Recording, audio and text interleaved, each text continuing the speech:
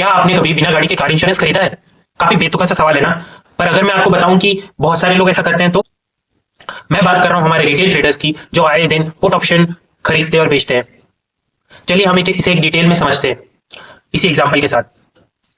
सोचो, जब भी आप एक नई गाड़ी खरीदते हो तो आप उसके साथ एक इंश्योरेंस खरीदते हो जो एक कोई कंपनी आपको प्रोवाइड करती है। और आप ये इंश्योरेंस इसलिए खरीदते हो ताकि कल को कहीं गाड़ी चोरी हो जाए या उसका कोई एक्सीडेंट हो जाए तो आपका जो नुकसान है वो कम हो या ना के बराबर हो, और वो सारा पैसा इंश्योरेंस कंपनी से आप क्लेम कर सके और इंश्योरेंस कंपनी उस पैसे की भरपाई करेगी।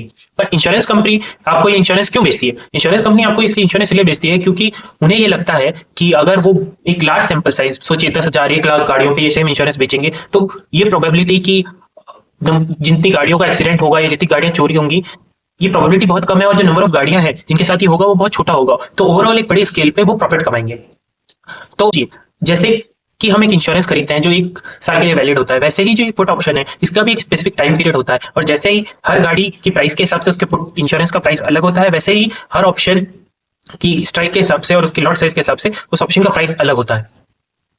और जैसे कभी हमारा एक्सीडेंट होता है और हमारी गाड़ी की वैल्यूएशन या जो नुकसान होता है उसकी भरपाई इंश्योरेंस करता है, वैसे ही अगर आपने एक पुट ऑप्शन खरीद रखा है तो अगर आपका स्टॉक या जो इंडेक्स है, जो भी अंडरलाइंग है जिसके ऊपर आपने पुट ऑप्शन खरीदा है, वो अगर उसकी वैल्यू गिरती है तो हमें उसकी भरपाई ये आपका पुट ऑप्शन देगा। तो असली में हमें इससे ये समझ आता है कि जो पुट ऑप्शन है वो एक हेजिंग इंस्ट्रूमेंट है जो रिस्क कम करने के लिए यूज लेता है। पर अगर आप इसी को ट्रेड करके पैसा बनाना चाहते हैं तो ये बहुत एक रिस्की स्ट्रेटेजी है। और ऐसा क्यों? क्योंकि ऐसा समझिए कि जो असली में इंश्योरेंस प्रोवाइडर है और मार्केट के केस में जो पुट सेलर है, वो असली में इस प्रोबेबिलिटी पे बेट कर रहा है कि given a large enough sample size, जो प्रोबेबिलिटी है उसके लूज करने की वो बहुत कम है।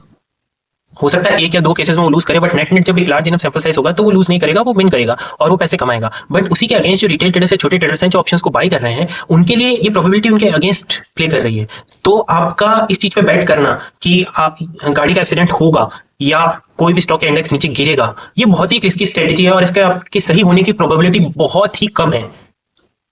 तो अगली बार जब भी आप ऐसा कुछ खरीदने बेचने जाएं तो इसको केयरफुली सोचें और समझें कि असली में पुट ऑप्शन है क्या।